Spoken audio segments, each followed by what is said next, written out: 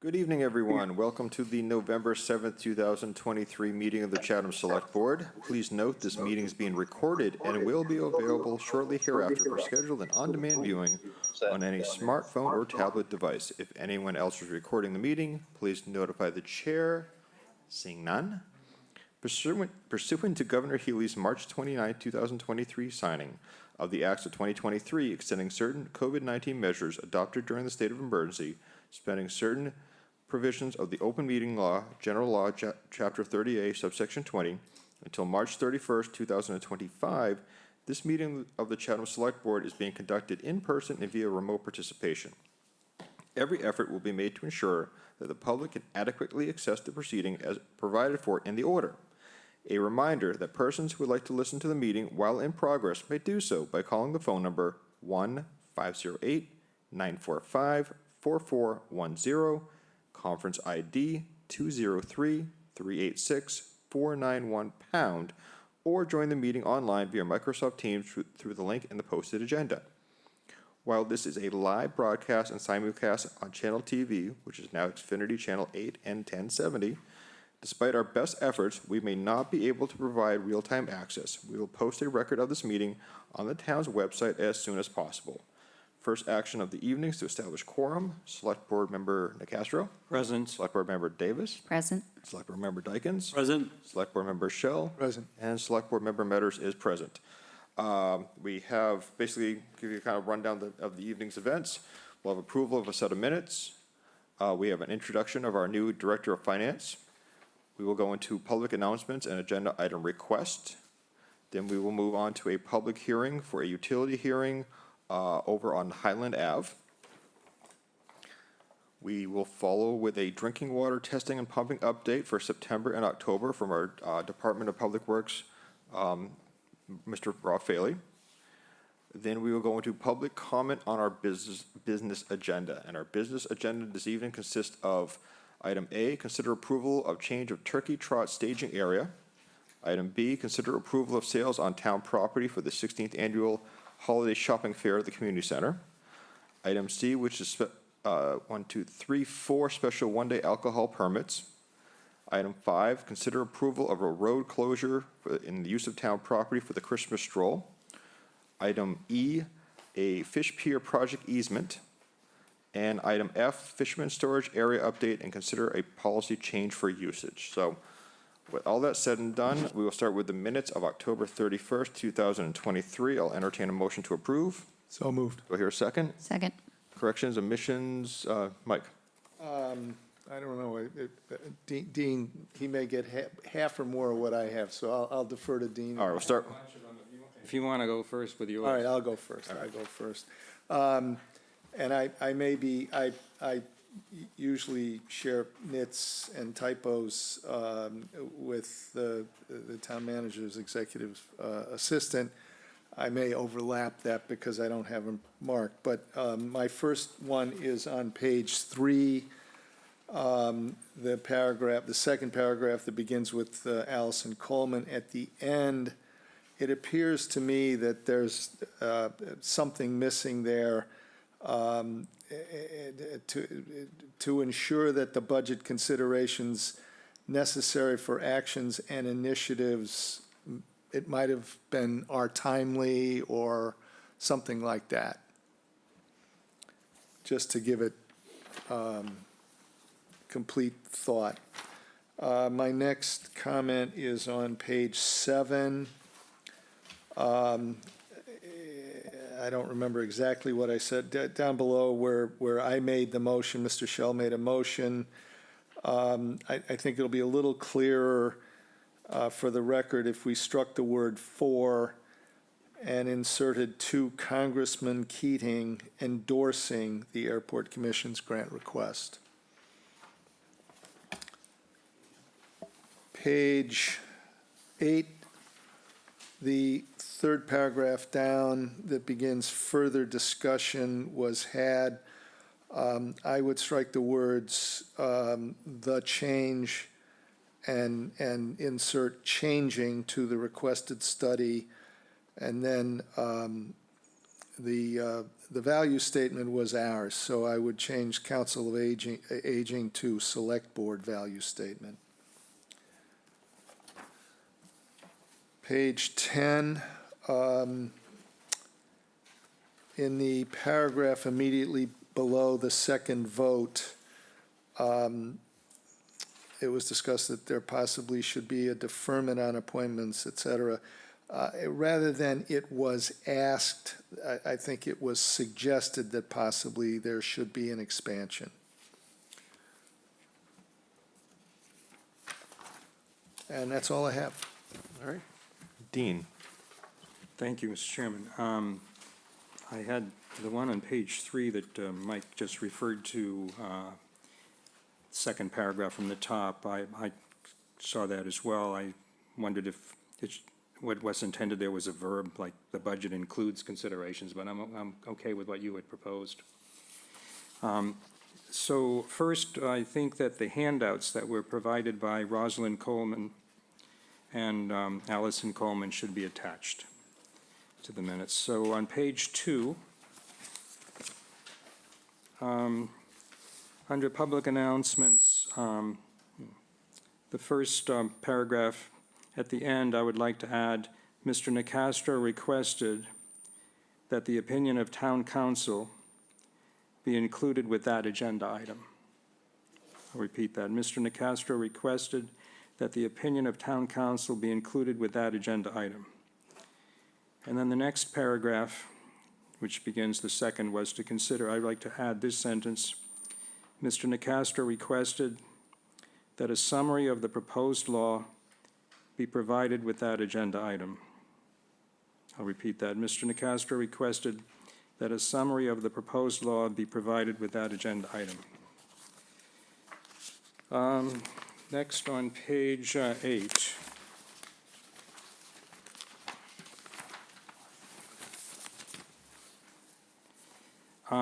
First paragraph, it's about 6 lines down. The line begins, the major deficiencies, and only the major deficiencies at this time. He suggested I would strike suggested and substitute the word advocated. In the next line, where it says that the town engage an engineer, I'd like to insert after the word engineer, or other similar consultant.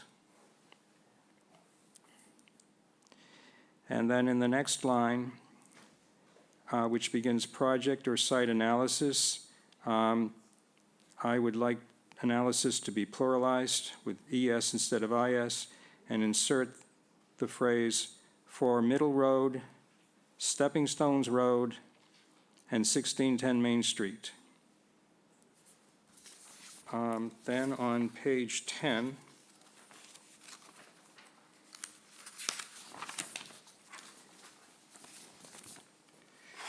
in the second motion there, Mr. Nicastro made a motion to appoint Stan Mansfield. I think we need to insert to the Council on Aging Board of Directors, parenthesis COA Board. On page 11, this is on the working session. Technically it's the third paragraph, which begins the intended goal of the review. I think that whole sentence should be stricken, which ends 4 lines down in the town manager, because that was not, to my understanding and recollection, mentioned at all. It wasn't part of the record, wasn't in any material, so I don't know. It may have been the intended goal, perhaps, in the minds of some members of the board, but it was never part of the record, so I think it should be stricken. And on the next page, page 12, the 5th full paragraph, which begins, there was a discussion about the Council on Aging Board of Directors, and I want to strike the phrase, the reason behind it being, and insert in place thereof the following. It was questioned why the COA was, so it would read, it was questioned why the COA was included in the review. And after the word review, I would strike the period and insert a comma and add the following.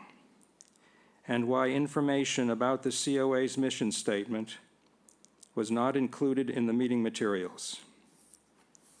I'll repeat that. And why information about the COA's mission statement was not included in the meeting materials.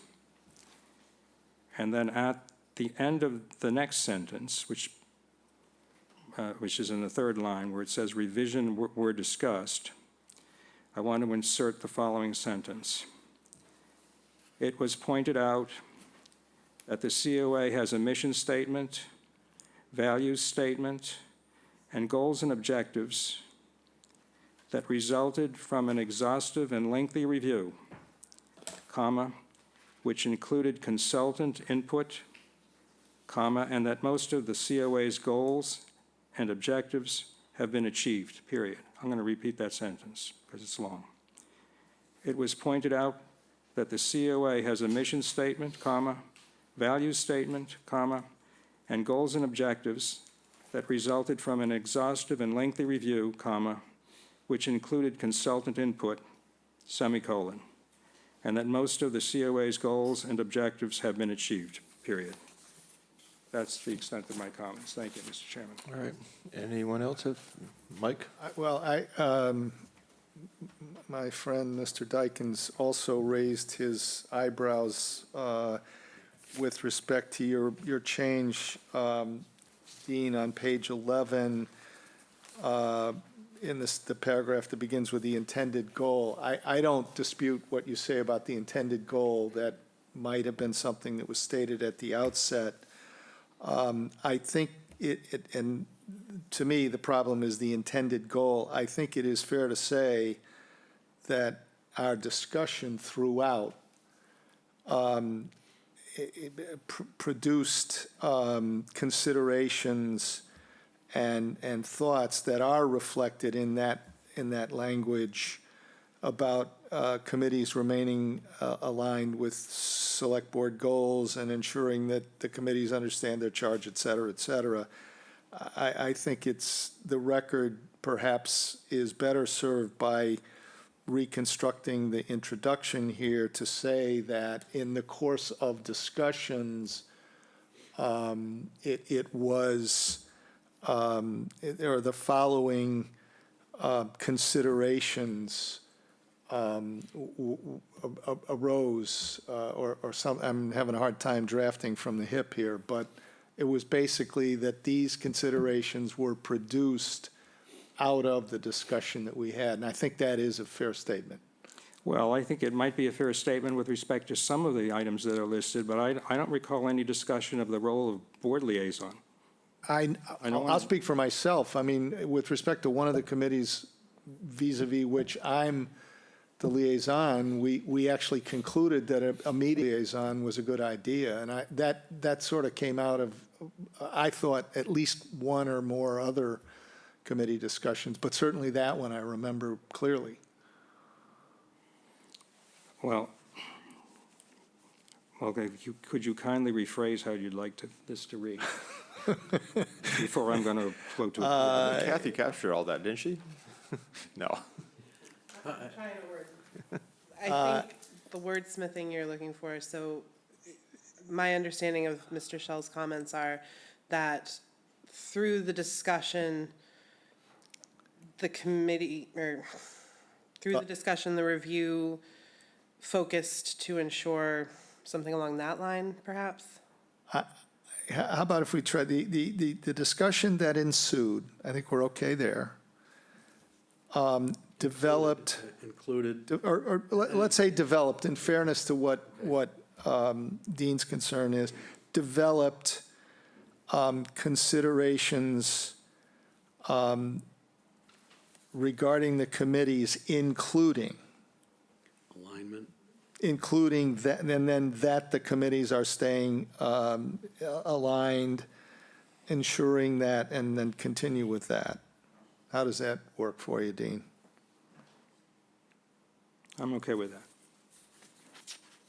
Okay, thank you. Yeah, good, thank you. Yeah. Thank you, Michael. Okay. Any additional corrections or comments? All right. All those in favor, Select Board Member Nacastro? Aye. Select Board Member Davis? Aye. Select Board Member Dykens? Aye. Select Board Member Shell? Aye. And Select Board Member Metter says aye. Next, I'm going to turn it over to our town manager for an introduction. Thank you, Mr. Chair. So I'm going to ask our new Director of Finance to join me at the podium, and it's Carrie Mazzarell.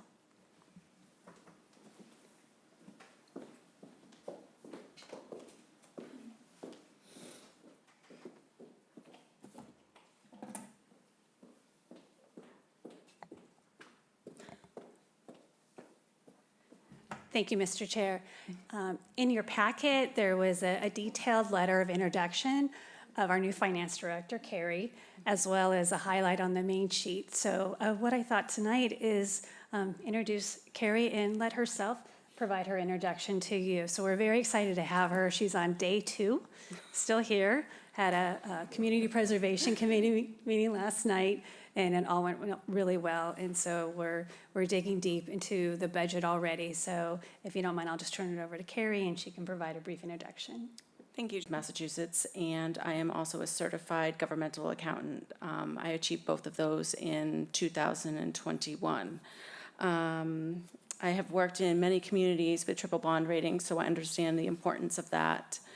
And I am also looking forward to having our budget meetings start next week. That's very exciting.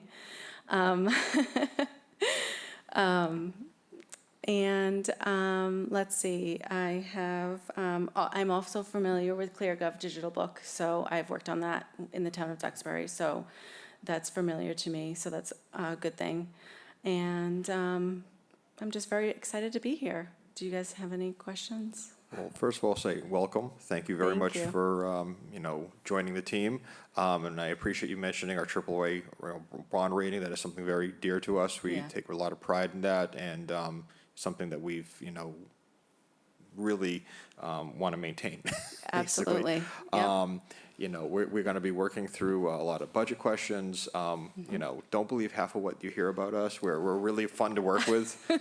We may ask a question or two or 100 sometimes, but it's going to be a good process moving forward. We have a good community, and we're happy to have you join us. So, Thank you. Comments from the board or questions from the board? No? I think that's a welcome aboard. All right, thank you very Thank you very much. much. It's very nice to meet everybody. Thank you. Have a good night.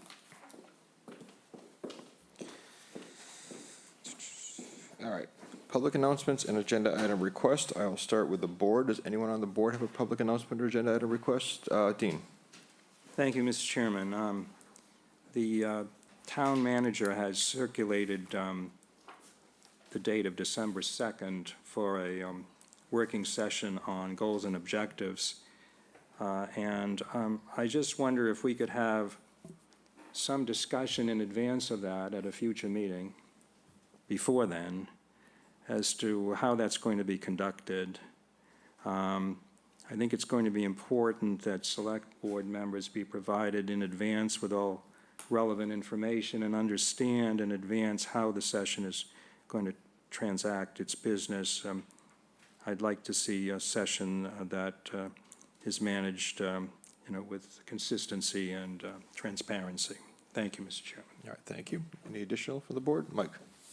Yeah, I don't know whether this is exactly an announcement or a request. It's more in the nature of an opportunity, but I want to bring it to your attention. I had a conversation today with a member of the community who I'll characterize as an expert and somebody with professional experience in the context of the whole business of sewer hookups and more specifically grinder pumps.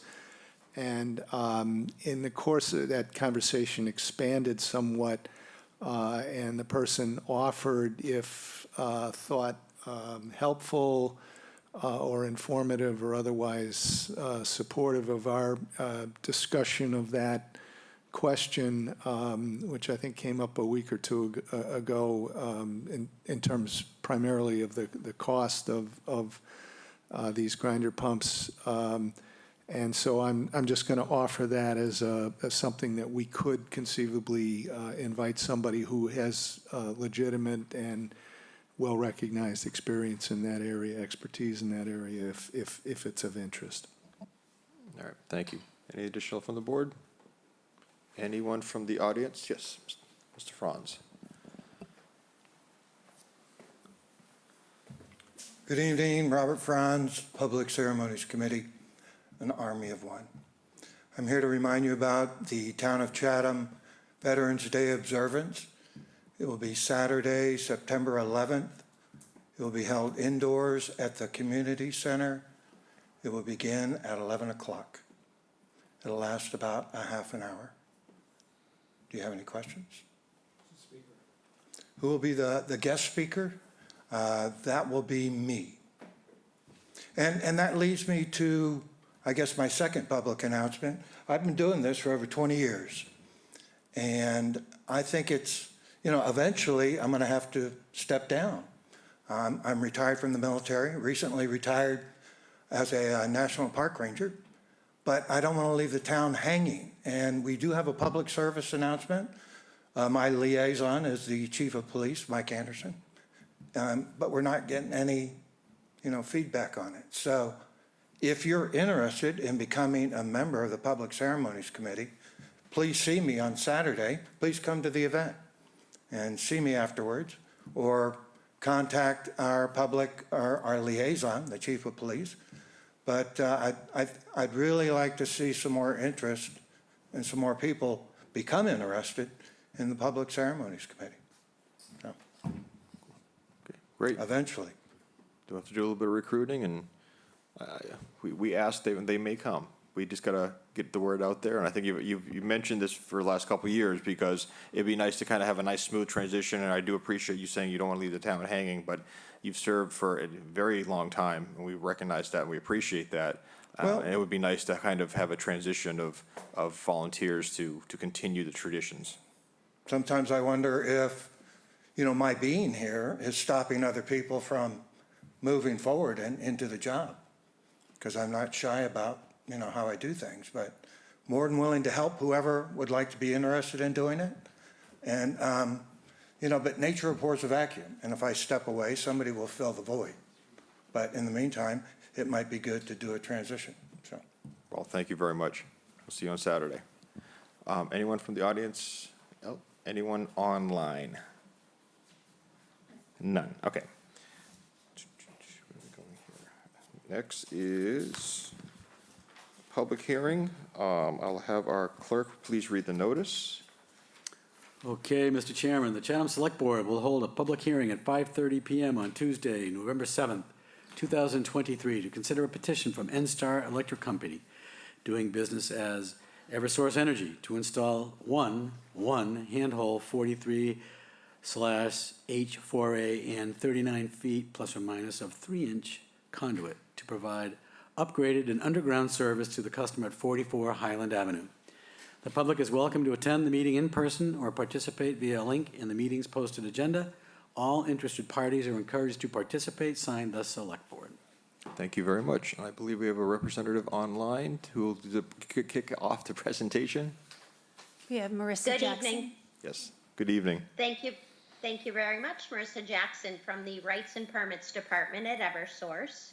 What we're proposing again this evening would be the installation of one handhole and 39 feet approximately of 3-inch conduit under the roadway. We currently have an existing pole along Highland Ave, and that would be our starting point. That pole is 43/4. And I did address with the Department of Public Works, they did have a concern. Their concern was that we would be cutting of the road. And we have addressed this with our Maintenance and Construction Department, and they've assured me that, upon approval, it will be conditioned and we will be able to bore under the roadway. So that being said, I'd be happy to address any questions if there are any. All right, well, since this is a public hearing, I'm going to open up to the public first. Anyone in the live audience this evening have a question? Does anyone online have it? Oh, yes, sir. Yes, sir. If you just come up to the podium, please. Thank you. Good.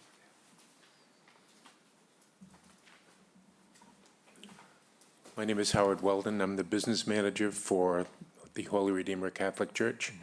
That is the beneficiary if this is approved. If we didn't do this, we would have to put another pole on the other side of the road. This way here, we will be able to move, or to remove really 2 poles along that area that will be much better for everyone, as well as our ability to upgrade the service that we have coming into. After that, we'll also be able to cut down another wire a little bit further down that services another pole on the other side of the church that will be much beneficial to our neighbor, because that wire goes right across beside their home right now. So we hope you do approve this. We're doing it as soon as we can because the road has just received its first coat, and we need to get under the road as quick as we can. Great. Thank you, Mr. Weldon. Anyone else from the audience, live audience? None. Anyone online? No. No. All right. Questions or comments from the board? Mr. Chairman, I move approval of the request. Okay. Do I hear a second? Second. Further discussion? Seeing none. All those in favor, Select Board Member Nacastro. Aye. Select Board Member Davis. Aye. Select Board Member Dykens. Aye. Select Board Member Shell. Aye. And Select Board Member Metter says aye. All right. Good luck. Thank you. Thank you. Next, drinking water testing and pumping update for September and October. We have DPW Director Rob Faley. Good evening. Thank you, Mr. Chair. Good evening, everyone. So I just wanted to give a brief update. It's a 2-month update since we had a number of conflicting meetings previously. So just on the drinking water update for wells 5 and 8, 10 and 11, and their pumping status. So the temporary treatment for wells 5 and 8, temporary vessel that we had operating all summer at well 5 is offline for the winter. The GAC tank has been drained, or it's a slow draining tank, so we're continuing to drain it. And as it finishes, we get all the water out, we'll winterize it as well. For the permanent treatment facility, we are in the final stages of contracting with Ty and Bond to be the OPM for the town. We received permission to advertise from Mass DEP, which is a huge step.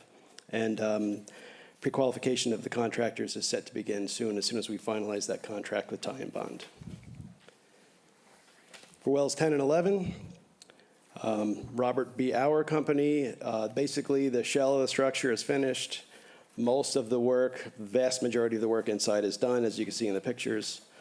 The chemical tanks and the feeds and the piping have all been connected.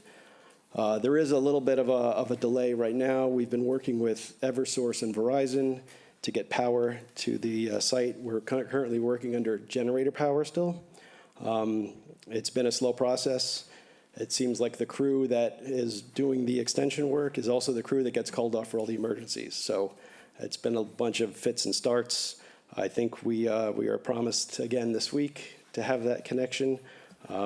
We will see if that occurs or not. Other systems like testing, chemical feeds, and the SCADA are all ongoing. We're also finalizing, I didn't put this in your agenda packet, but we're finalizing an easement with an adjacent property owner who has land within the 400-foot protective radius. It's just a small sliver of land, and we're in the final stages of negotiating with that property owner. As far as water pumping, for the month of September, low-level alarm was only activated once on Monday, September 4th. Wells were pumping for September between 6 and 13 hours a day. You can see the charts and graphs in your agenda packet. As compared to last September, September 2022, we are still up about 20%, which is about 9.5 million gallons higher than September of 22. I think towards the tail end of this presentation, we'll discuss the 5-year average, and I think it'll just kind of help explain things a little bit more. Next page is the bar graph that just shows the gallons pumped per well. We jump into the month of October. We did not hit the low-level alarm in October, which is good news. Wells are only pumping between 4 and 10 hours a day. Again, kind of consistent with September. We are higher than October of 2022, about 22% higher, and that translates to about 6.2 million gallons more. But if really we get down to the 5-year average, if we look at September, with the 5-year pumping comparison, we are higher than last year, and I think that was primarily due to the conservation restrictions that we had in place, but we're still lower than the 3 previous years. So, you know, I think we're doing pretty well. If you look at the average, it was 307 pumping hours. We pumped 287 in September. Again, 55 million is just about average for the month of September. It was low last year, so I think that's why it kind of, the other charts, it's almost like it's just like a little bit of an irregularity because there was a low year last year.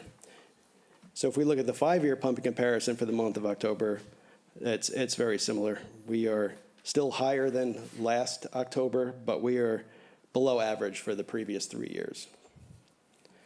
I'm happy to answer any questions you may have. Questions or comments from the board? Jeff? Thank you, Mr. Chairman. Rob, just a quick question. The project update, though, on well 5, that GAC tank, we're going to reuse that, are we not, in the permanent facility? That's correct. Yeah, and that's going to save us a few bucks? It will. It's in good shape? It's in great shape, yes. Well, we had I don't know if you recall, we had an incident with it. I think we dropped it, or somebody dropped it. Fell off the truck. Fell off the truck, right. So Yikes. I don't know if you knew that history, but we did. It fell off the truck, and so we had some concerns about it. It was an issue here a couple times. But anyway, that's good to hear. It's probably going to save us a few bucks. The only other question I had was the pumping house for wells 10 and 11 always draws my interest because it's just so gorgeous. And I just forget, and I'm not going to put you on the spot, but just if I could hear what that actually cost us when all is said and done. I just don't recall what the price tag was on that. I'm not putting you on the spot, but maybe in a future meeting you can shoot what we spent. It's gorgeous. It's gorgeous. I mean, I want to move in. It's similar to the Morton Road plant, and it'll be Yeah. similar to what we have for wells 5 and 8. Yeah, it's beautiful. Yeah. Okay, thank you. And, yeah, thanks. Anyone else from the board? All right, we're good. Rob, thank you very much. Okay, thank you. Next, public comments on our business agenda. And then once again, I'm just going to quickly run down. Our business agenda this evening consists of consider approval of change of turkey trot staging area, consider approval of sales on town property for the 16th annual holiday shopping fair at the community center. We have a series of special one-day alcohol permits. We have a consider approval of road closure for the Christmas stroll. We have a fish pier project easement discussion, and our final topic of the night will be a fisherman storage area update and consider policy for usage. So this is the time to ask any public questions or comments from the public. So I'll start with those in the live audience tonight. Anyone have a question or comment? None. Anyone online have a question or comment? No. No. All right, easy enough. First item on our regular business agenda, consider approval of change of turkey trot staging area for the November 23rd, 2023. We have Katie Wibby. Good evening. Good evening, how are you? Good. Thanks for having me. Sorry to take up more of your time at your meeting tonight. I did just have an opportunity to review this year's plan with Lieutenant Goddard from Chatham PD. If you can see, we're proposing to move the staging area from the private lot behind the Orpheum Theater into the Oyster Pond parking lot. There's a couple of reasons for it, but in speaking with Lieutenant Goddard, the idea of there'll be less pedestrian versus vehicle traffic if we move it out of that lot because of where the start and finish line is. Further up Stage Harbor, they actually automatically finish into the staging area where people are actually leaving their cars. This will enable them to close down the road and make it safer. But in doing that, we also need to make up that part of the road to keep it a 5K, 3.1 miles. So by moving it, the start closer to the Oyster Pond parking lot, we needed to add about 0.2 miles to the route. So that is why you see this little jet off. That is Capri Lane. It's a little cul-de-sac down there that we would like to reverse the route in order to disperse the crowd and add that little roundabout at Capri Lane before finishing. Again, back at Oyster Pond, the start and finish line would be at the same spot. So And speaking with him, this was also recommended by him as a safer route for the race, so we just wanted to come to you and request that permission. Okay, questions or comments from the board? I'll entertain a motion. I move approval of the motion. I move to approve the suggested changes to the use of town roads as presented for the 19th Annual Turkey Trot to be held on Thursday, November 23rd, 2023 at 8:00 a.m. Do I hear a second? Second. Further discussion? All those in favor, Select Board Member DeCastro? Aye. Select Board Member Davis? Aye. Select Board Member Dykens? Aye. Select Board Member Shell? Aye. And Select Board Member Metter says aye. Good luck. Thank you. All right. Next, consider approval of sales on town property for the 16th Annual Holiday Shopping Fair at the Community Center. Community Services Director Director of Recreation and Beaches, Amy Howell, I believe, is online. Amy? Good evening. Good evening, can you hear me? I can hear you, yes. Great, thank you. Good evening, everyone. The Recreation and Beaches Department is seeking approval for our 16th Annual Holiday Shopping Fair on November 18th. We will have a little over 40 vendors who pay $30 a table to attend the fair, and all the proceeds will go towards our park after-school program for scholarships, supplies, trips. It helps offset the cost for that. All right, well, thank you very much. Questions or comments from the board, or Jeff? Yeah, this is an annual request. I move approval of the allowance of sales and town property for the Recreation and Beaches Division's Holiday Fair on Saturday, November 18th at the Community Center. Do I hear a second? Second. Further discussion? All those in favor, Select Board Member DeCastro? Aye. Select Board Member Davis? Aye. Select Board Member Dykens? Aye. Select Board Member Shell? Aye. And Select Board Member Metter says aye. Good luck, thank you. Special one-day alcohol permits, we have 4. I'll start with Sundance Clothing at 497 Main Street on December 8th, 2023, from 2 p.m. to 11 p.m. Before we get into the bulk of this, I just want to make this one suggestion for the board, because this is the start of the season where we're going to get these requests rolling in. These are the first 4. I'm confident we're going to get more rolling in. I think we just want to consider some, as we approve these, basically timing, structure, standard closing times or operating times, so that we're not all over the map. So as we get into the process, this is a good time to kind of figure out where our standard, what our standard process is going to be on it, and just kind of figure out what is the best for the community. So with that little blurb being said, I'm going to set it off to April Cabral. Is April on, or? These are kind of standard, so we, yes, please. I want to add to that just a little bit, because I think it's, we're issuing a lot of permits every year, and Yes. in the spirit of the holiday and in the spirit of community and economic development, it's all good. One of the things that we need to be mindful to remind the local businesses is compliance and safety are some of the things that are a big concern. I would like to sort of reiterate to any of the applicants that there is, proper ID, and that no alcohol leaves the premises of the building, and that there is the compliance to 1 or 2 glasses or whatever they put in their application, so that we don't have any, public issues coming forward. During the season. Just it's a safety concern. It's, and I think for anybody that's got a local business, they want to adhere to this as they go through their application process. Absolutely. I mean, there's some establishments that have been doing this for quite some time. There's some that are new to the process. We're going to start with Sundance Clothing. And in all fairness to them, I'm a little concerned at the 11 p.m. stopping time. So I would like that up for a little discussion. But in fairness to them, I think they have one of the better setup procedures.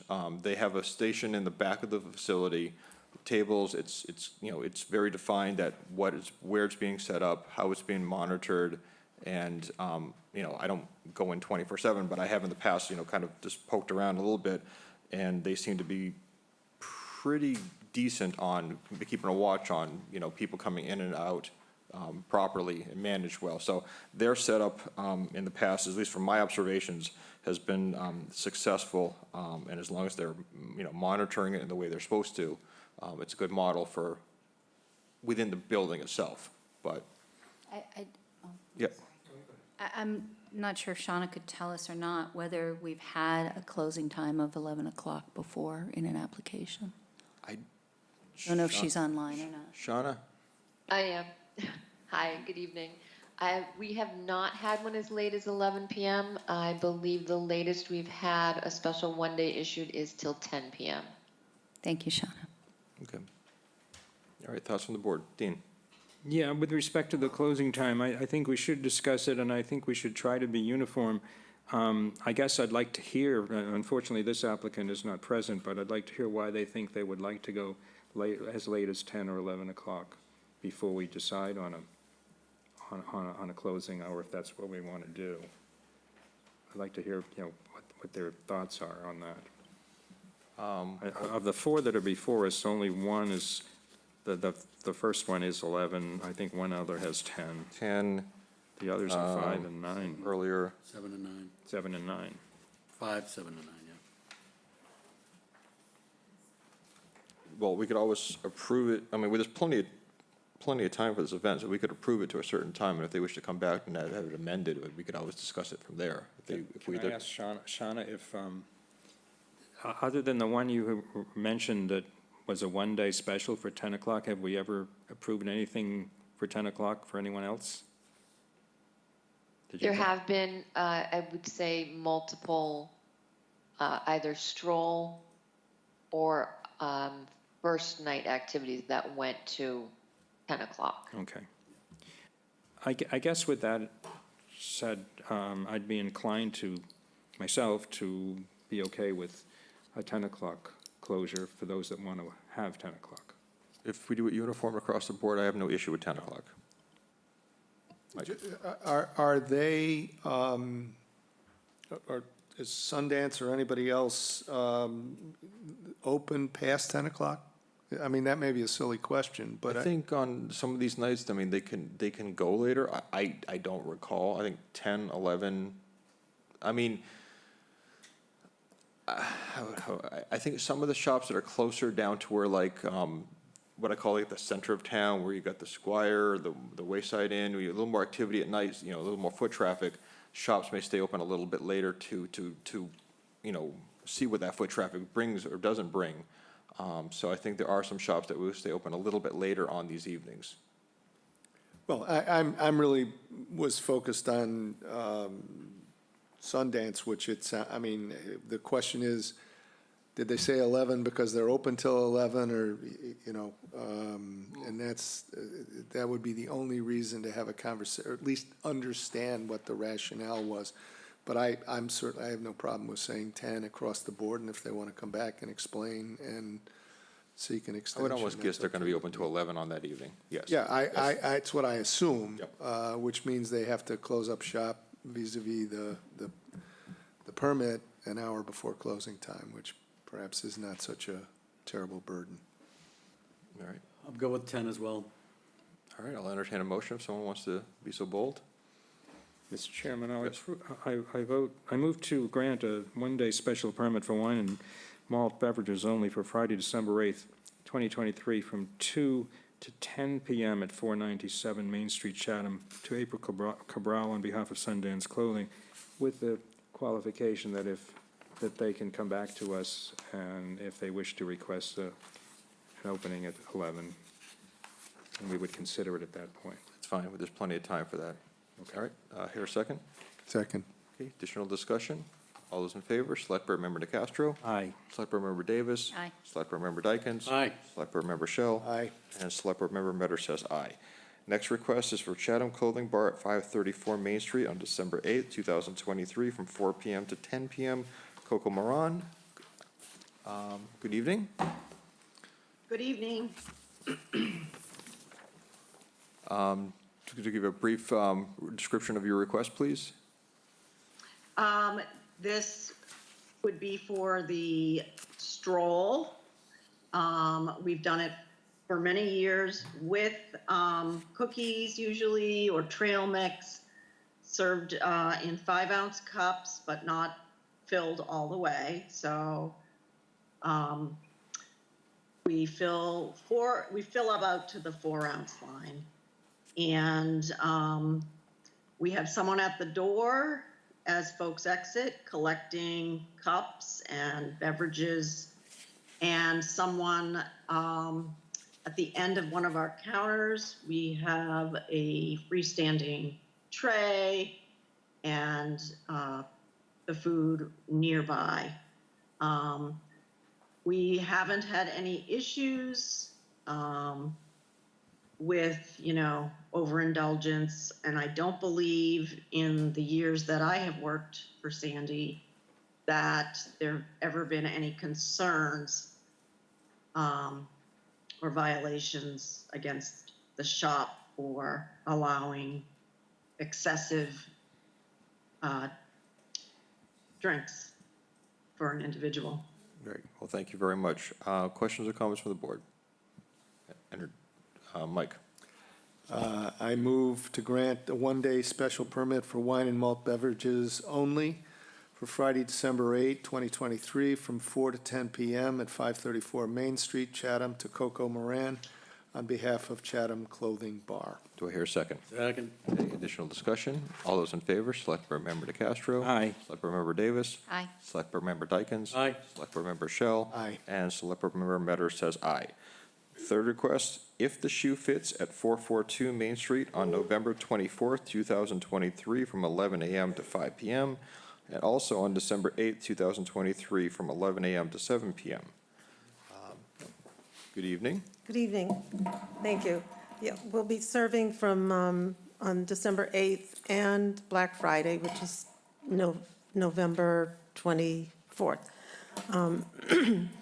And we also use a 5-ounce cup, never poured to the rim. The alcohol will be behind the cash desk, and I'm the supervisor, and I'm a real Scrooge about it. And we have, we've never had a problem with licenses. We card anybody that looks like they should be carded, but we've never had any problems with people trying to leave with alcohol. So that's what we've got for those 2 dates. Okay, questions or comments from the board? Jeff? Yeah, Mr. Chair, thank you. No value judgment here, but 11 a.m.? Why 11 a.m.? Why so early? I don't know, it was, and that's on the, that's the stroll or the Black Friday? That is. They're both. Both. Well, Black Friday, because people get out early and maybe, I mean, it's just there. In fact, we serve very little alcohol, tell you the truth. People are just too excited to be in my store. So, I don't know. I mean, if you would like to change that, feel free. Again, no value judgment. Okay. It just struck me as odd, 11 a.m. Okay. Questions, comments, motion? Dean? I want a motion. I move to grant one-day special permits for wine and malt beverages only for Friday, November 24th, 2023, from 11 a.m. to 5 p.m., and Friday, December 8th, 2023, from 11 a.m. to 7 p.m. at 442 Main Street, Chatham, to C.C. Hadawar.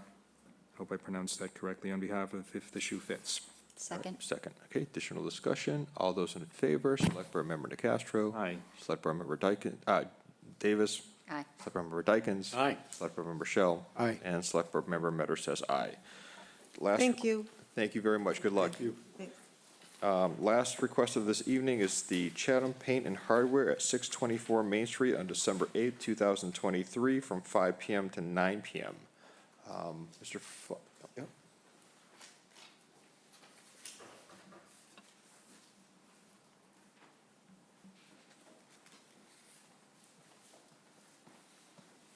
Good evening. Good evening, Paul Fox. Last year was our first year. We had just shortly opened in the summer. And I got to tell you, the stroll was just fantastic. And that particular evening was also very successful for us. I just wanted to mention that. It was a great night, and we're really looking forward to it this year. It's usually 2 cups is our limit on the beer, and same with the wine. And they are the solo cups. My manager for that store, fantastically, is also a bartender. So he's very much aware of keeping things in line, and we make sure of that. I have a staff there that evening, and we watch everyone. And last year, I think it turned out very well. Okay, thank you. Questions or comments from the board? Dean? Yeah, I was going to offer a motion, but I just want to say something first. I really want to commend you for bringing a good first-rate hardware store back to Chatham. Well, I appreciate it, and I got to tell you, It's been basically great. almost an anchor in the downtown, and you have a wonderful staff. Thank you. Really appreciate that. So I want to move to grant a one-day special permit for wine and malt beverages only for Friday, December 8th, 2023, from 5 p.m. to 9 p.m. at 624 Main Street, Chatham, to Paul Fox, on behalf of Chatham Paint and Hardware. Second. Second. Further discussion? All those in favor, Select Board Member DeCastro. Aye. Select Board Member Davis. Aye. Select Board Member Dykens. Aye. Select Board Member Shell. Aye. And Select Board Member Metter says aye. Thank you. You're welcome. All right. Consider approval for road closure at use of town property for the Christmas stroll. We have, is Chris- no. Hello. Good Christy evening. Muller on behalf of the Chamber and Merchants. A lot of this is sort of what happens every year, except that there's a little bit here of a going back. We have elected to move the tree lighting back to Sears Park at the triangle of Seaview and Main Street. It had been moved into Kate Gould Park a few years ago, and while the park is beautiful, that's not quite as conducive to a fun and festive tree lighting. And so with lots of feedback from people, we've gone back to Sears Park. We have already been before the Parks Department, and they have approved of the tree going back there. We already have a donated tree. We actually already have next year's tree donated also. And coordination with DPW about installation and all of that. So that's good news. But having said that, then we need to close the road a little bit. The children's light parade from the community center to the tree lighting obviously requires the closing of the road in sort of a moving fashion. We've been open conversation with Andy Goddard about how that will work. We will be hiring police details, and the details will move the road closure as it progresses. And then after the parade is through the Rotary, only the Main Street side of the Rotary will remain closed until after the tree lighting. The rest of the Rotary will open back up. There is a police cruiser that will also be involved along with the detail officers. Clearly, Seaview Street will also need to be closed at least temporarily for the time of the tree lighting. And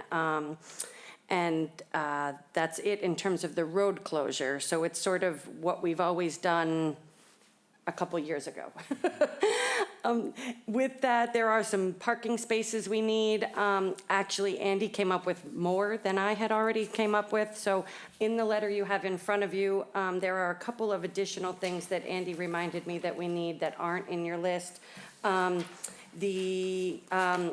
in front of Carmine's Pizza for the senior center bus, so that the senior citizen, I guess there's a van that brings the seniors to the tree lighting, and so the police block off right in front of Carmine's Pizza so the van can pull right up to the tree lighting. And what else did he mention to me? And the couple of spaces that are adjacent to the triangle, because I hadn't even considered that there would be cars in that spot, and then we'd be trying to light the tree in the triangle. So those spots also. The couple of spots in front of Town Hall for the horse and carriage line. And what we are asking in addition this year is the couple of spaces inside the town hall lot, the ones that face the building right in by the steps, because the horses, the horses are amazing and they're very good at what they do, as are their handlers, but they have to do this sort of dance to turn around and get back out of the lot. And so if we could have those couple of spaces, the horses would be able to make a better turn. They won't get spooked. They don't have to go around cars, etc. So that would be helpful. But beyond that, it's sort of what we always did as of a few years ago. All right, well, thank you for the presentation. I will admit, I'm happy to hear the tree going down at that location. I've looked at it for many years, and, you know, I enjoy that evening, but I love to see the tree back in that part of town, but yeah, I'm please. sorry, you just reminded me of one other thing, the Yes. buoy tree that has been there. Everybody loves the buoy tree. It's sort of like all the lobster pot trees you see around town. Also, we were hoping we could move that to the corner of Cross Street and Main Street behind Town Hall, because it is a beautiful installation. We just, now that it's getting replaced, we want to put it somewhere. So that was also in the request. I apologize. All right, questions or comments from the board? I just had one quick one, Kristen. You said behind Town Hall? Is it just going to be on the corner? The corner of Cross Street and okay. Main, But- I consider the door in the parking lot the front, but I guess that is the front of, whatever you consider the front, but yes, the corner. The west side of Town Hall? Yes. Yeah, okay, good. I just wanted to be visible. The grassy part Yeah, I on the want- corner of Cross Street. Right, thank you, yeah. Dean? Is there usually an ice sculpture there for the first night? So we'll have to make sure it's properly located. Yes. Okay. Well, who would we coordinate that with? I'm sure the Through police. my office. Okay. Town manager's office. Great. Yeah. Tell the ice sculpture to move to the north. I echo what the chairman said about the relocation of the real Christmas tree. Great. Because that is the first thing you see when you come into the downtown. Yep. But that's not to disparage the buoy tree, because the buoy tree was awesome. Exactly. We'd like to just It have was, both. it was awesome. It was a great job. We have some more buoys that are going on it too. It keeps sort of growing, but not taller, just more elaborate. Bulkier, or Yes. fuller. Exactly. Entertain a motion if anyone wants to, please.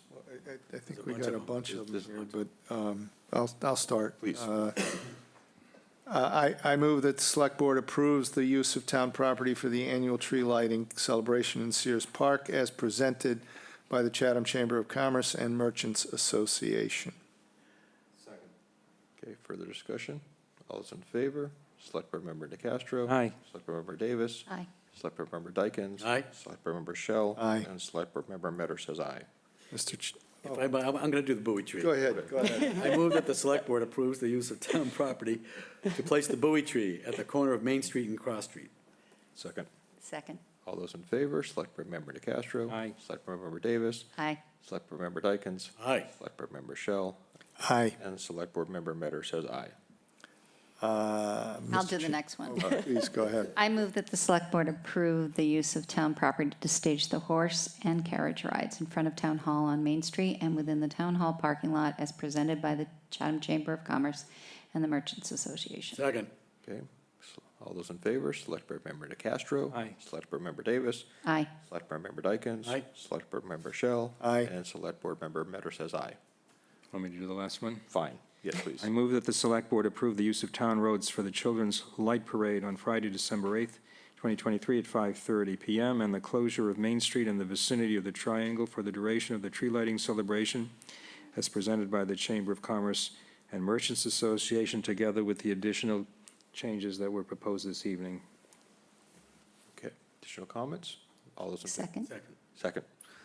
Select Board Member DeCastro. Aye. Select Board Member Davis. Aye. Select Board Member Dykens. Aye. Select Board Member Shell. Aye. And Select Board Member Metter says aye. Thank you all so much. Very welcome. Have fun.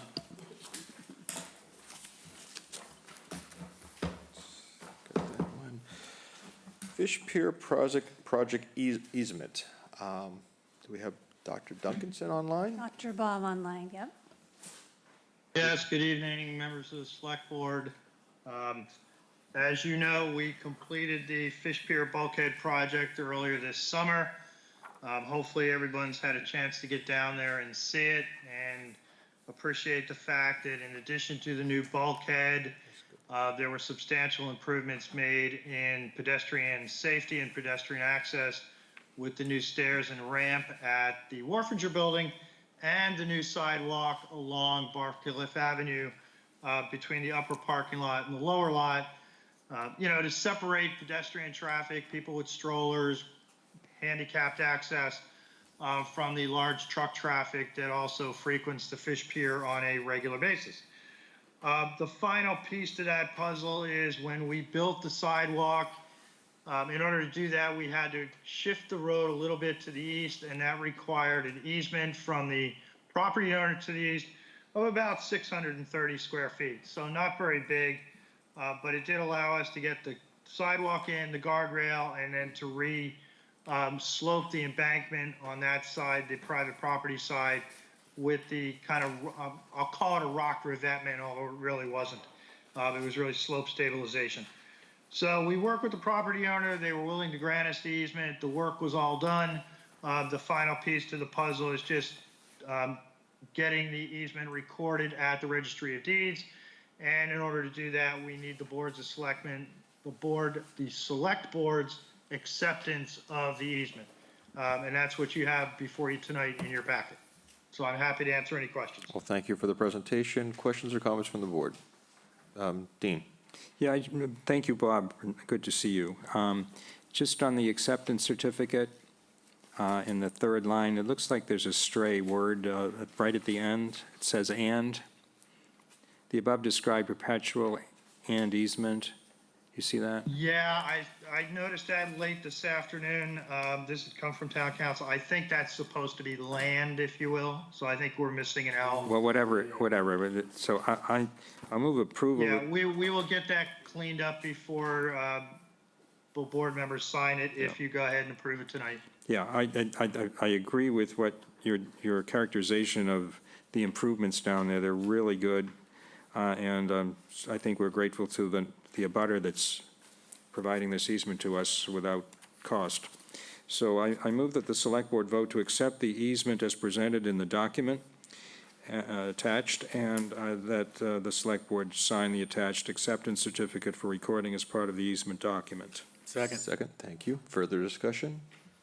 All those in favor, Select Board Member DeCastro. Aye. Select Board Member Davis. Aye. Select Board Member Dykens. Aye. Select Board Member Shell. Aye. And Select Board Member Metter says aye. Okay. Thank you very much. Thank you, Bob. Nice seeing you again.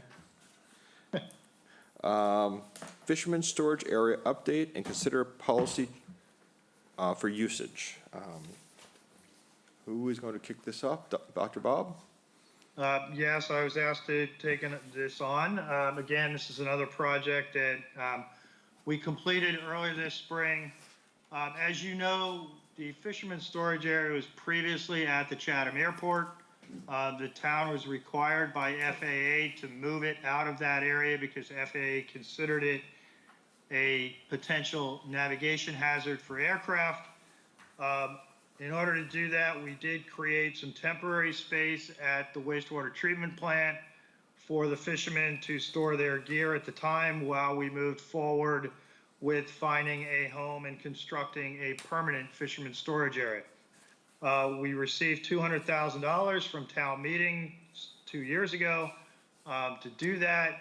The work was done last spring, with completion in the fall. So the area is now ready to move folks from temporary or other locations to the new facility. However, when we initially proposed the project to the Board of Selectmen just about a year ago now, in December of 2022, we outlined the construction process and whatnot. But we did indicate at the time that there were several issues that we were looking for information from the Board of Selectmen, or policy decisions, if you will.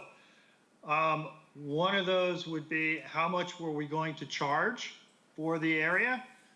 Historically, in the past, the fisherman storage area has carried a fee of $600 a year when it was over at the airport. And we continued that fee going forward to the temporary storage area. We also wanted information in terms of, okay, if you set the fee, what's going to be included in that fee? Were we trying to recoup all the costs associated with the new area, such as engineering, construction? Were we trying to recoup those costs in full? And if so, over what time period might the board be interested in doing that? Because that would then factor into setting the yearly fee, if you will. Would the fisherman storage area only be open to Chatham residents? And as associated with that only to Chatham residents that had a fish pier docking permit? Or, could we open it up to others, I'm assuming, even if they're not Chatham residents, but others that also had a fish pier docking permit? And then would the board consider or direct us to consider licenses for more than 1 year? In the past, basically, the fisherman's storage area was done on a 1-year basis along with the renewals for someone's fish pier docking permit. And we did the temporary storage licenses for roughly a year as well. But there was some talk about whether or not, a fisherman could get a longer license to give them a little bit more assurance that they would have a place to store. And I guess primarily I'm talking about the lobstermen who, have significant numbers of pots that take up a fair amount of real estate. So those were some of the questions that we brought to the board in 2022, and we're bringing them back to you tonight for consideration and for some input. So with that, I'm happy to answer any questions or any comments you may have. All right, thank you, Dr. Bob. I do have a couple of questions, but I know this is something I've been involved with from the beginning. The current temporary storage is being utilized by 4 tenants right now. When is their, I guess, term expiring? So I'm trying to think of the mechanics of this, but pretty soon some of these guys are going to be bringing some gear out. Are they under the impression that they're going to bring that to the temporary facility for the winter? Are they in limbo, not to try to figure out if they're going to have one of the new sites? Where do things stand with the communications with the existing tenants, I guess? We, the 4 existing leases that we have at the temporary facility actually expired back in September, mid-September. And the conversations that we had with those individuals when we were preparing the leases with them, we told them the town was moving ahead with the permanent facility with the expectation that everything would be finished and ready to go, that when they started, and again, primarily the lobstermen, when they started bringing traps in, roughly this time of the year over the next, say, 2 months, that they would be able to place those traps at the new permanent facility as opposed to the wastewater treatment plant. Okay.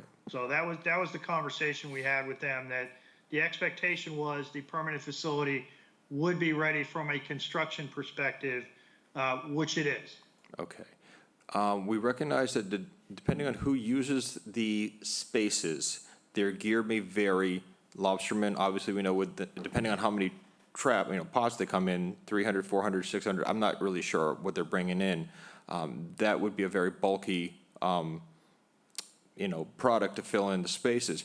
The new facility, or new site, is right now laid out for 3 spaces. And I know we have the concrete boulders or concrete, dividers that can be moved one way or another, right?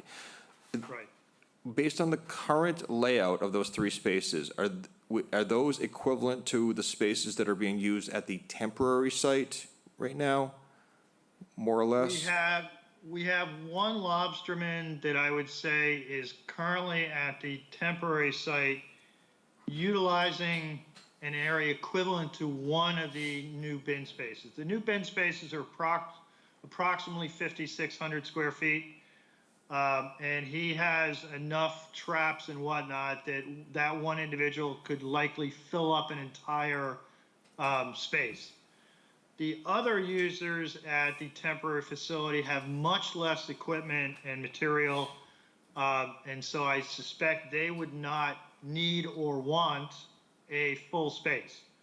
And that's why we used the bin block, so we could kind of move things around.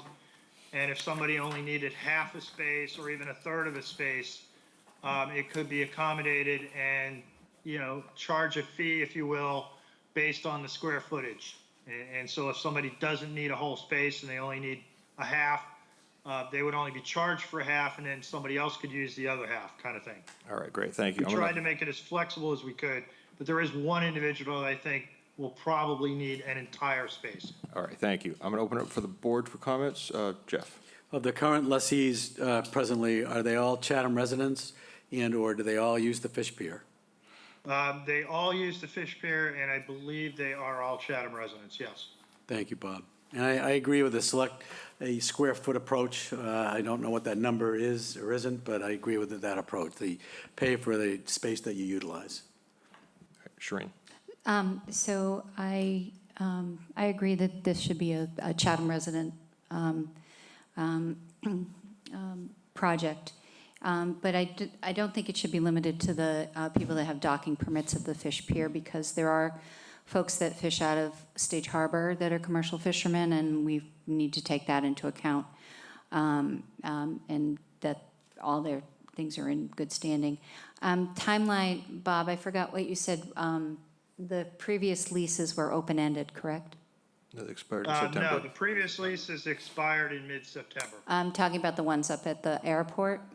Were they? Up at the airport, they were basically, there was no, unfortunately, when they were at the airport, there was no documentation. Okay. Oh, that's right. Users basically were just charged $600 a year. There was no written documentation, no written lease or agreement or anything like that. So is it fair to say maybe a 3-year lease would be a practical approach? When people do business plans, they usually do it within 3 to 5 years. In that, Jill? Yeah, and actually it would be a license. Okay. So it is revocable. But yeah, 3 years would be pretty typical. I'm trying to think if we've done a 5-year license agreement. I think it's just three years, yes. Yeah, Can 3 you- years is. Who's going to oversee the facility? That's a great question. So I have my DPW director here.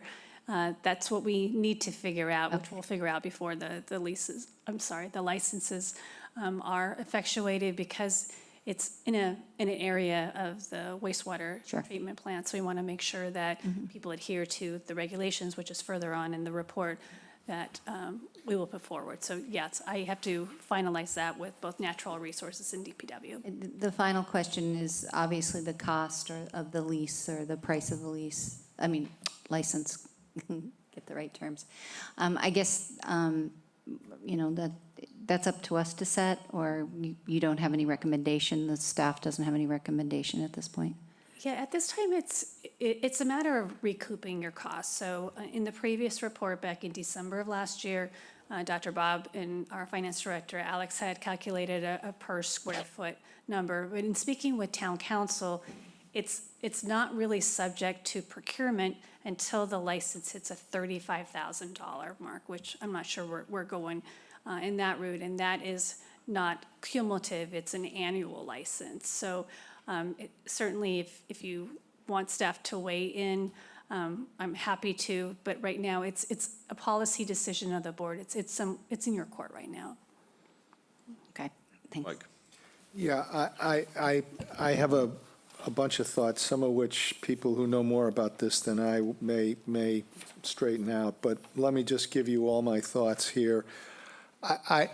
First of all, with respect to the duration of the license, if it's terminable on some reasonable notice, whether it's 30 or 60 or 90 days by either party, it doesn't really matter how long the license purports to be. So on that ground, it seems to me it's just a question of administrative convenience, how frequently the staff has to go look at a license and decide whether they want to renew it at the end of 3 years or whatever. I suppose that also is the point. I mean, the one thing that is secured by the duration of the license is the price. So if you want to have flexibility to increase the price for whatever reason, then you probably want a shorter duration. And if you want to go ahead and let somebody have assurance that they're not going to pay any more for 3 years, then give them a 3-year license. I would be inclined in the direction of 3 years, which is consistent with my second point, which is I think to try to recoup the cost of this even over 20 years, appears to me to be a pretty substantial increase over what people have been charged up until now, which, you know, I think, I guess I'd be more inclined to say, let's maybe raise the price a little bit, but think more in terms of the impact on the potential users than, you know, how quickly we can recoup the cost. The upfront capital expenditure is sunk, and, you know, we'll get something back for it, but whether we get it over 20 years or 25 or whatever, it seems to me is not a big deal. So I would start with something that is equivalent to what we had before, let's say maybe a little bit more, maybe 750 or whatever, and then work that into a per square foot computation. With respect to the, just a couple of questions on the, or comments on the license. I noticed that the license doesn't have an insurance requirement in it. Maybe that's because we don't need it, but I'd offer that as something to think about. And I think that's probably the, I guess, well, you, Jill, you've answered my question about Massachusetts procurement law, how its impact. Oh, last thing, with respect to people, the Chatham residency requirement, I would certainly have a very strong preference in favor of Chatham residents, but if we're not taking it away from anybody who's a Chatham resident, I would be inclined to say, let's let somebody who's not have access to it as well. Just going to add a couple thoughts, and we'll just going to bounce around a little bit. So my understanding is of the 4 current individual entities that are at the temporary site, only 3 are actually Chatham residents. 1 is not a Chatham resident, but has been participating for a number of years. So just to clarify some history there. One thing I'm trying to wrap my head around is the expectation of the number of sites that we think we're going to be utilizing, because if we get 2 lobstermen, then in theory we'd be eating up 2 of those sites, and then that 3rd site that is existing, currently laid out, could be divided maybe into 2 sites, so we have 4 spaces altogether. If we only have 1 lobsterman, maybe those 2 additional sites become, we get 5 altogether. So what are we kind of thinking about? What's our goal, basically? Who we, that's kind of where I'm thinking about, because that's, because we got to figure this out in the short term, because we got to communicate to those who are currently using the temporary site that, maybe they're going to be transitioning, or maybe they're going to have to find alternative locations. So, Jeff. Yeah, I don't think our overall goal was to recoup the $200,000 that we've invested. I think our goal has already been achieved in some measure, because we removed the potential hindrance to the airport per order of the FAA, or at the request of the FAA. So I think that goal has been achieved. The secondary goal is to provide our local fishermen, the means or a place to store their gear. And I really appreciated Shireen's suggestion that it should not be limited to fish pier, tied to a fish pier license, because we have other fishermen with gear elsewhere in town, most notably Stage Harbor, Riders Cove. I mean, it's an excellent point. On the cost, if we looked at it as a 25-year investment, and I'm making this up, you guys, but it's $200,000 divided by 25 years, it'd be about $8,000 a year. And I don't know how many total square feet there are there, but if we took $8,000 a year and divided by the total square feet and got down to a square foot cost, then that's a place to start. And I'm not gonna really suggest a number, but then ask Jill to, and staff to come up with that kind of an approach. And then you can tailor it to any fisherman's needs. If the fisherman has a whole bunch of lobster pots and he piles them real high, maybe you can be really artful about the amount of square feet he or she uses. And if others use, more or less square feet, then it's at least equitable in terms of how we recoup, how we charge the folks. And we weren't into this to recoup our costs. However, as fiduciaries, we have to pay attention, but that was never the intent here, to recoup our $200,000. I don't believe. Those are my thoughts. And again, appreciate your effort, Corey, and Dr. Bob, your effort to do both an interim step here and then a final step here, and Jill and her staff as well. It was, took a little bit, but we're going to get there. Thanks. Yeah, well, this is not my area, obviously, but so I would defer to, Shireen and Jeff from their long experience in this regard. And I, would echo what they've said. I just really wanted to say, I know we're not going to attempt to recoup all of it. I like what Jeff said about the 25-year formula that he laid out. I do think that the previous rental, or whatever it was called, of $600 was pretty much a bargain. And I would like to see something that's in the vicinity of about $1,000, but whatever, I like the formula Jeff laid out with the 25-year horizon, and I don't know what that comes out to. Well, without imputing any interest or anything, it's about $8,000 a year. So you look at the square feet available, and if we can recoup $8,000 a year over 25 years, and With the 3 lots. with our 3 lots, Yeah. yeah, with all the square footage. Yeah. And I'm okay with giving a preference to Chatham residents. I think if we don't have it filled up with all Chatham residents and someone from out of town wants to do it, I would entertain that. I think we have to also determine whether we want first come, first served, or to want a lottery, in which case you'd have to have a cutoff date for people to apply. I don't know what kind of demand there'll be for it, but the agreement itself looks fine to me that town council has drafted, so those are my comments on it. I think demand is potentially there. I think the determination on those interested will be factored into the costs. What are we potentially charging, and is it a business decision for them to move forward in pursuing the site? So that will kind of help guide how many people. I'm thinking we're looking at anywhere from 3 to 5 sites, realistically. I don't know if we need to get into micromanaging. It's going to be, this certain categories, because we know certain categories are going to give different gear, but I guess maybe just play it out, see how it plays out. I have a question for Jill. If a fisherman is interested, who do they contact? Is it going to be your office, Jill? Just to populate the interest, and then whoever runs the program? Yeah, so I would suggest that it, just like any procurement, comes through our office. But staff too is trying to figure out the best process. I think the easiest process, but may not be the most equitable, is a lottery, just so we can at least know how many people that are interested. But then again, if it's first come, first serve, then I don't know who actually has the physical, capability to run into the office by a certain date. So that's the nuance. And Bob and I haven't even had a chance to talk about that yet, so I'm interested in his thoughts. So I think the direction of Chatham residents' preference, that's good.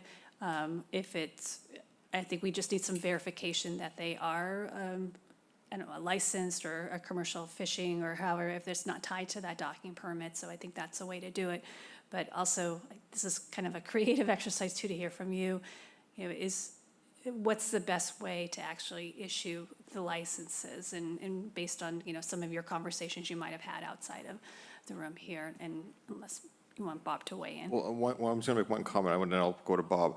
We're kind of in a rock and a hard place, because at least for me, I'm feeling pretty confident that some of the existing, users of the temporary site are going to have an interest in this. And depending on, and our hands are tied to some limitations in process for either lottery, first come, first serve, or whatever.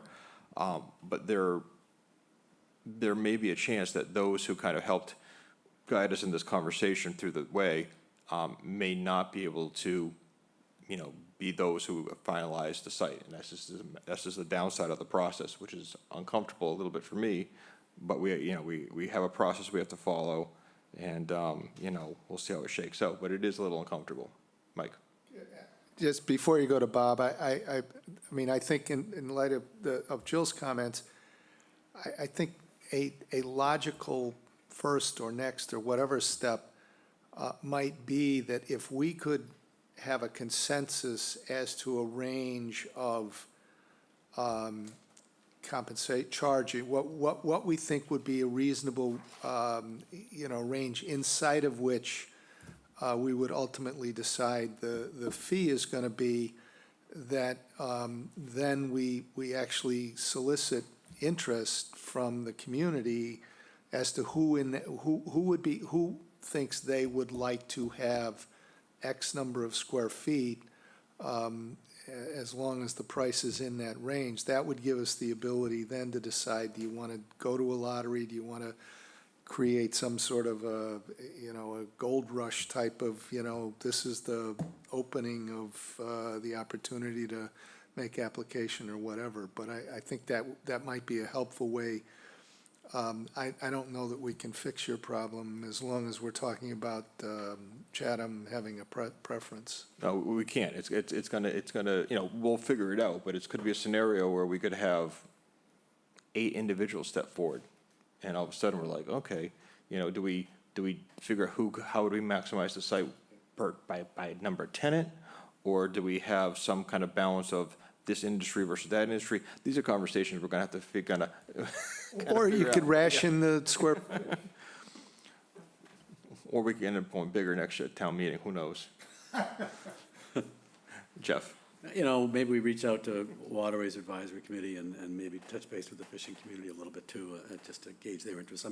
And I think most important, that see who's interested that's currently using the facility. Maybe, they paid their rent and, I would go to them perhaps first. Bob, I'll let you chime in, please. Okay, thank you. Just 2 things. Going back to the license agreement and the question of insurance that was raised, we did have that conversation with town council when it was being drafted. I mean, that was one of my first questions to him, because it wasn't in there. And basically it was felt that getting insurance, a fisherman getting insurance under this kind of scenario would be extremely difficult and extremely expensive. And so we felt that, town council opinion that it wasn't absolutely necessary. So that's why you don't see any direct insurance requirement in there.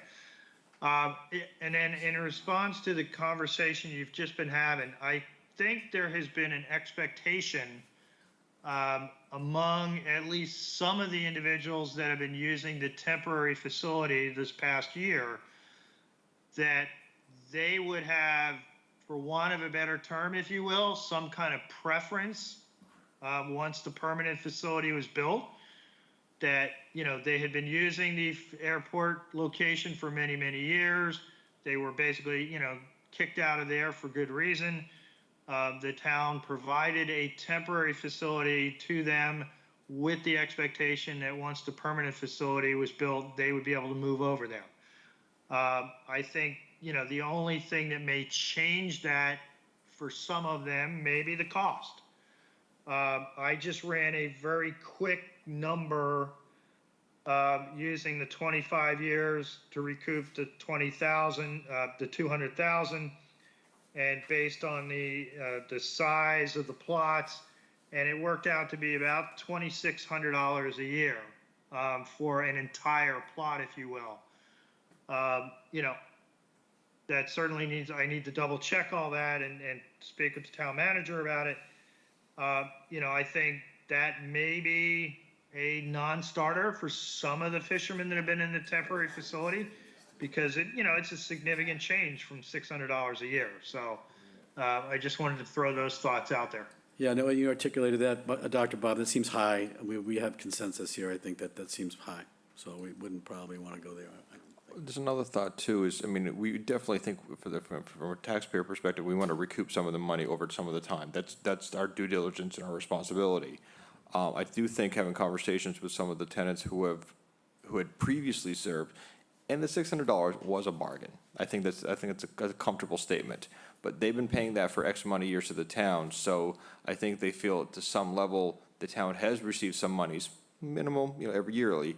But that has been it's been paid to the town over 5 years, 10 years, 15 years, depending on the tenant. So, Dean. Yeah, I agree with that. I think there should be, I'm willing to give some preference to the current occupants. Now, that may present an issue with respect to the one that's not a Chatham resident, but still, he's been there. I did want to say that the draft regulations look fine to me. I'm looking at the list of questions that you asked us to respond tonight. Bob, was that $2,600, that based on a 25-year horizon for payback? Yes, Okay. yes. Well, anyway, I guess I don't have anything more to say. I think we've covered the areas that you've talked about. I don't think we've given you definitive answers on all the questions you've asked, but I suppose you could extend the horizon out until you get down to $1,000. Well, I As think long as we get something, procedurally, as we figure out what direction we're gonna go in costs and everything, with the 4 existing individuals having, I guess their lease expiring as of past September, what do we do with that scenario? Are we just kind of giving a handshake extension that, okay, you can use it until end of the year? I mean, what do we, what should, I mean, I guess, would we as a board have to make a policy discussion about what we're gonna do, at least in the interim, until we, finalize what we're gonna do with the new site? I mean, I guess that's the question. Yeah, Bob, so the license agreement for the temporary site, is it a license agreement? Or we didn't do a lease for that, did we? No, we did a license agreement. Yeah, so it's- 30 it's a days license. probably, 30 days notice of a termination, so if the board. Right. Yeah. Yes, yes. Right, so are we just extending it until we notify, I mean, I guess those who are using it, do they have an expectation they're gonna be using it throughout the winter? Or are they on hold and trying to wait to find out a notice from the town that they may have to clean up as of, December 1? I mean, or actually, say January 1. I would suggest that we provide this, after tonight, we provide them 30 days notice that we have to restore the site. That's the issue, to give them some time. And hopefully concurrently, we can get the new site assigned or allocated so that there's a smooth transition if there isn't indeed a preference for current license holders. Okay, then I'm gonna throw out maybe some guidance from Shireen, because you're a little more in the industry, is that they're gonna be pulling gear up pretty Yeah, I was soon. going to say, whatever's going to be happening right now, it's going to be happening now, is the gear's coming out of the water, boats are coming out of the water, the season's changing, and, for the lobster guys, that's probably from now until January or mid-January that they'll be doing that. Right. And so, they're in transition, we're in transition, we should be discussing, some sort of action plan that would either, I can't imagine just telling everybody you're out. Yeah, Because now we've got people with gear, with no place to go, and it's gonna go in their front yards. I mean, it would go in my front I'd be more yard. open to extending the temporary location for this season, I guess, to accommodate those 4, so at least that they can kind of make a business plan. Yeah, I think in fairness to them, especially with the expectation, if there was a presumed expectation that, they might be transitioning to the site, and that might not be the case. right, I think for under the timetable we're working with, I think expanding that over the winters is reasonable, so. Mike? I don't, by the way, I agree with that. I mean, I don't hear any reason why we should put ourselves under a gun that, we have to focus on this and nothing else. I mean, let it slide through the season and think your way through to a good solution. But just one, Dean reminded me, I hadn't raised one question that I had, item 10 on the regulations. I assume that it says approval of plot, dollars X of the fee goes into the WOOF.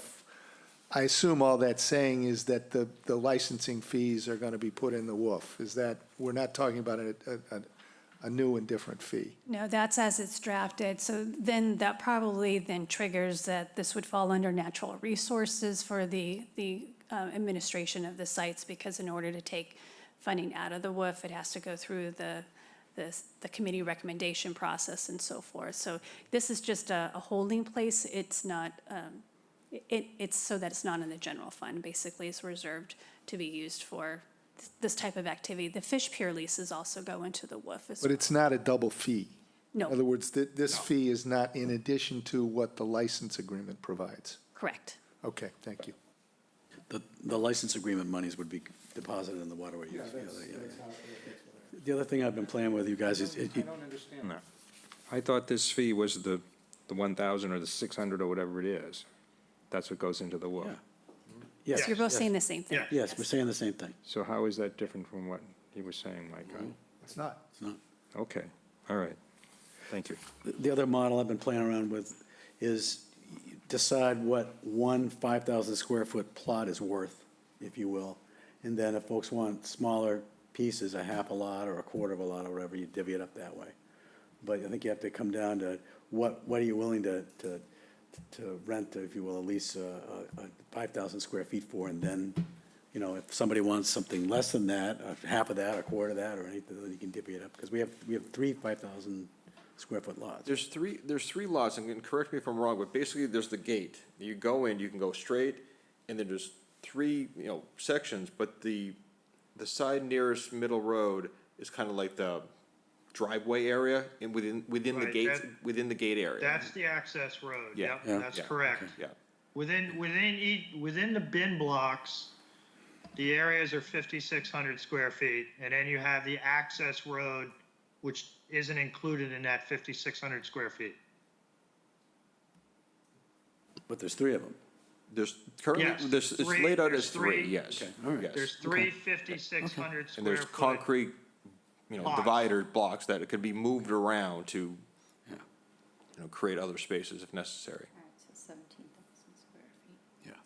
Yeah, Bob, are we 17,000 sure? square. So I think in the report, we had 5,000 square feet, so just want to make sure that, Yeah, I think it was actually the report, I think, says 6,200. I had corrected that on the version you sent around, but apparently it didn't get to the final printed version. I verified with the engineer that within the bin blocks, the area is roughly 5,600 square feet. thank you. And that does not include the area of the quote access road at the head of each bin, if you will. Okay. That area will remain open so that each user of a space will be able to get to their space. All right. Any further thoughts? Do we need to take any votes tonight? As far as the, Yes. yes. Well, I think we need to make a vote to extend the temporary location, for, I guess, the season. Do you want a special date set on it, or? I guess just for my own, so is the season through December 31st, or what is the I end think of we're the through the winter. I think we're saying, Yeah. yeah. So the tradition stuff that happens at the pier is, a lot of the boats are done by October through January, and then they back in the water April and May. So I imagine the lobster guy has like 2 or 3 months that he's got his pots out of the water doing repairs before they go back in. So Jill, I don't know if it's May or June, but those probably would be the season where things are still stored. Okay.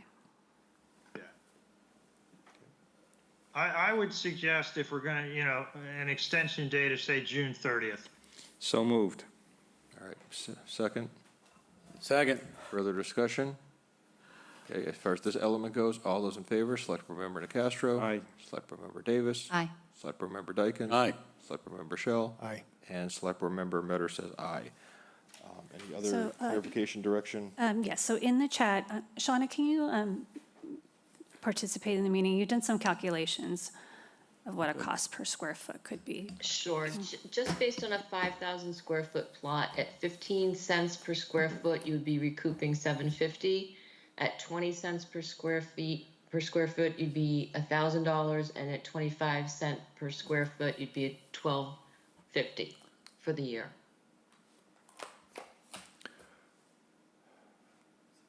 Well, I had, before I heard anything tonight, I had 750 in my paper. I think that 15 cents sounds good to me.